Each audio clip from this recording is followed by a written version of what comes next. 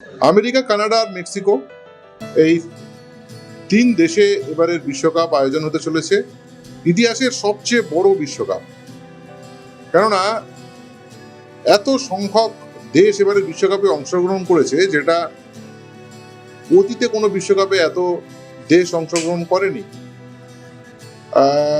কিন্তু এত দেশ অংশগ্রহণ করলো, তার মধ্যে পৃথিবীর একটা বিশাল আকার একটা দেশ আমাদের ভারতবর্ষ, জনসংখ্যার নিরিখে, তার বৈচিত্র্যের নিরিখে আমরা নেই। এবং প্রতিবারে বিশ্বকাপ আসে ট্রেনে, বাসে, খবরের কাগজে, সর্বত্র যেখানে চারজন মানুষ যুক্ত হন, বিশেষ করে বাঙালি, তারা মাথা চাপড়ায় যে এত মানুষ, আমাদের 11 জন ফুটবলার তৈরি হয় না যে বিশ্বকাপ খেলবে। এই আলোচনাটা একেবারে মোস্ট কমনেস্ট।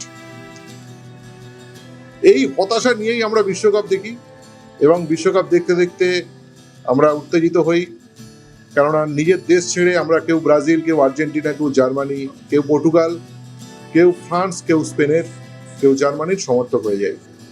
এবং এই 1-1.5 মাস আমরা একদম আন্তর্জাতিক স্তরে পৌঁছে যাই, এবং এমন জায়গায় আমাদের আন্তর্জাতিকতাবাদ পৌঁছয় যে নিজেদের বাড়ির ছাদে সেই প্রিয় দেশের পতাকা আমরা ছাঁটি, বন্ধুদের মধ্যে ঝগড়া করি, অথচ সেখানে আমাদের দেশ, আমাদের ভারত কোথাও থাকে না।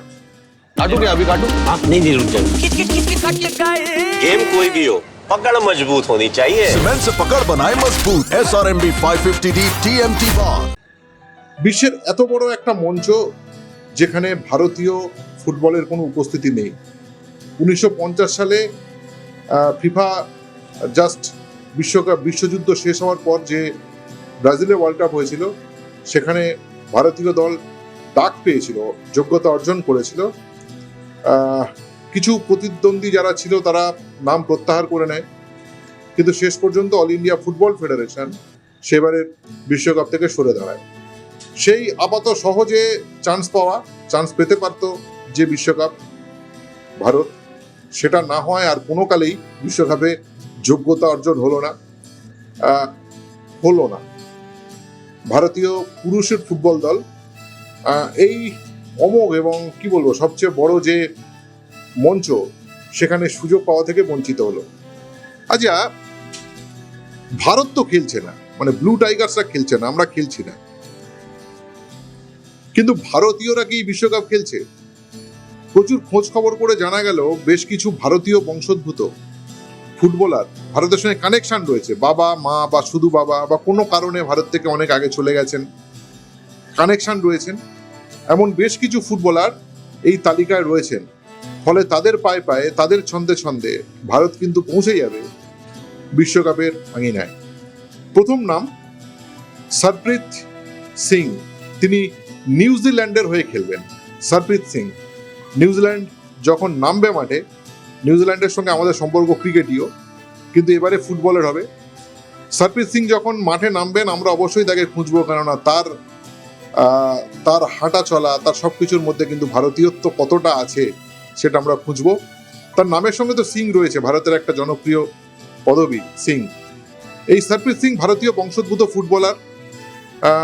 তিনি সবচেয়ে পরিচিত নাম তার, মানে বলা যেতে পারে যতজন খেলছেন তার সবচেয়ে পরিচিত নাম এই সরপ্রীত সিং। 27 বছর বয়স তার। এই মিডফিল্ডারের জন্ম কিন্তু ওয়েলিংটনে। তার বাবা মায়ের শেকড় পাঞ্জাবের জালন্ধরে। টেকনিক্যাল দক্ষতার জন্য বরাবরই নিউজিল্যান্ড ফুটবল দল অন্যতম প্রতিভাবান ফুটবলার হিসেবে এই মিডফিল্ডারকে ধরছে। সুতরাং আমরাও ধরতে পারি সরপ্রীত সিংকে আমাদের বাজি হিসাবে। তিনি ভালো খেললে আমাদের আনন্দ হবে, খুব স্বাভাবিক। 1919 সালে বায়ার্ন মিউনিখ তাকে সই করানোর পর আন্তর্জাতিক স্তরে তিনি প্রচুর ম্যাচ খেলেছেন। গুরুতর হাঁটুর চোটও হয়েছিল মাঝখানে, এবং সেই চোট কাটিয়ে কিন্তু বিশ্বকাপের স্কোয়াডে তিনি সুযোগ পেয়েছেন। আর নিউজিল্যান্ডের মাঝমাঠের কিন্তু ভরসা হতে চলেছেন তিনি। ভারতীয় ফুটবল প্রেমীদের কাছে তিনি সম্ভবত সবচেয়ে পরিচিত বংশোদ্ভূত মুখ, এবং আশা করব তিনি সফল হবেন। জার্মানি ও পর্তুগালে সময় কাটানোর পর বর্তমান তিনি সার্বিয়ান ক্লাব TSC-তে লোনে এসেছেন। দ্বিতীয় নাম তাহসিন মোহাম্মদ জামশিদ। তিনি ভারতীয় শেকড় তার সঙ্গে রয়েছে। তাহসিন 2006 সালের 16ই জুন দোহায় তার জন্ম। বাবা জামশিদ ও মা সাইমা 1996 সালে কেরালার কন্নুর থেকে কাতারে চলে যান। কেরালা কিন্তু ফুটবলের জন্য খুবই একটা জনপ্রিয় মাটি আমাদের ভারতবর্ষে।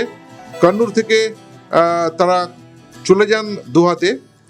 তার বাবা বর্তমানে কাতারের অ্যাকাউন্টেন্ট হিসেবে কাজ করেন। শুধু তাই না, একসময় ইউনিভার্সিটি অফ কালিকটের হয়ে ফুটবলও খেলেছেন বাবা। কাতারের বিখ্যাত অ্যাসপায়ার একাডেমিতে ফুটবল শিক্ষা নিয়ে আল দুহালি এসসিতে যোগ দেন তাহসিন।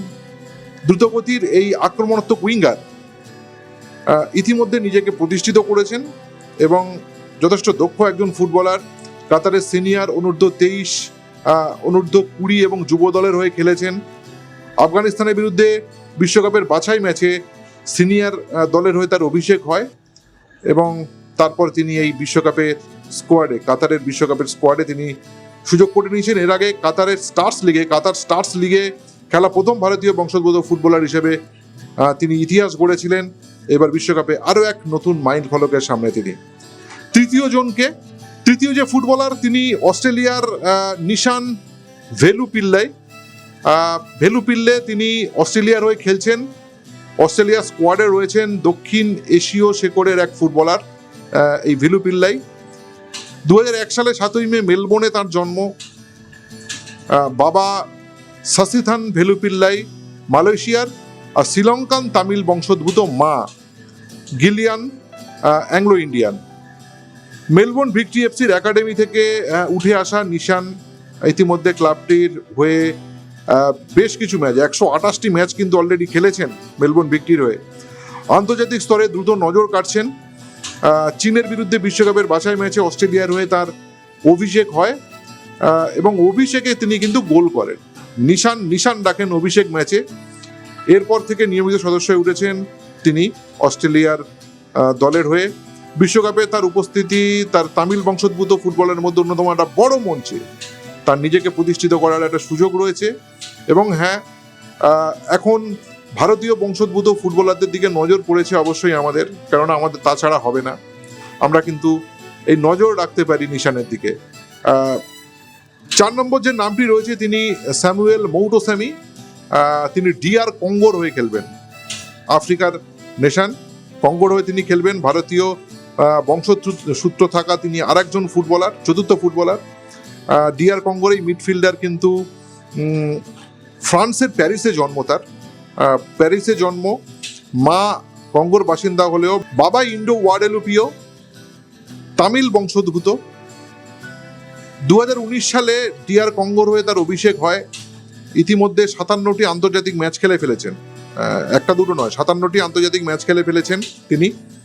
ক্লাব ফুটবলে দীর্ঘদিন FC ন্যান্টেসের হয়ে খেলছেন নেদারল্যান্ডসে। তুরস্ক ঘুরে বর্তমানে গ্রিসের আটোমিটোস এফসিতে এই মুহূর্তে খেলছেন ডিফেন্সিভ মিডফিল্ডার হিসেবে। বেশ পরিচিত মুখ। বিশ্বকাপে DR কঙ্গোর অন্যতম গুরুত্বপূর্ণ ভরসা হতে পারেন তিনি।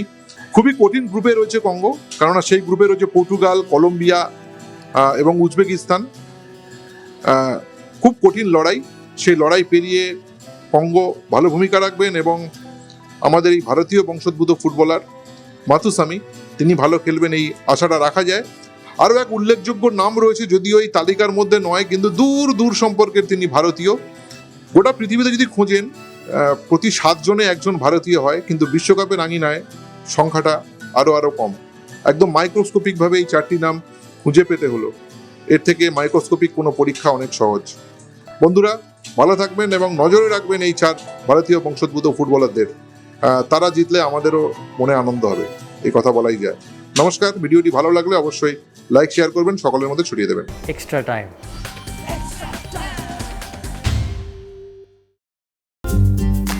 লেটেস্ট নিউজ আর এক্সক্লুসিভ ভিডিওর সঙ্গে আপডেট থাকতে এখনই সাবস্ক্রাইব করুন আমাদের ইউটিউব চ্যানেল। বেল আইকনে ক্লিক করতে ভুলবেন না যেন।